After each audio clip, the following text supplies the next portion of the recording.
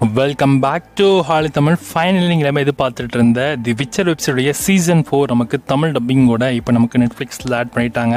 இந்த சீரிஸோடைய சீசன் 4 இருக்க எல்லா எபிசோட்ஸுமே இப்போ நமக்கு தமிழ் டப்பிங்கும் வந்துருச்சு.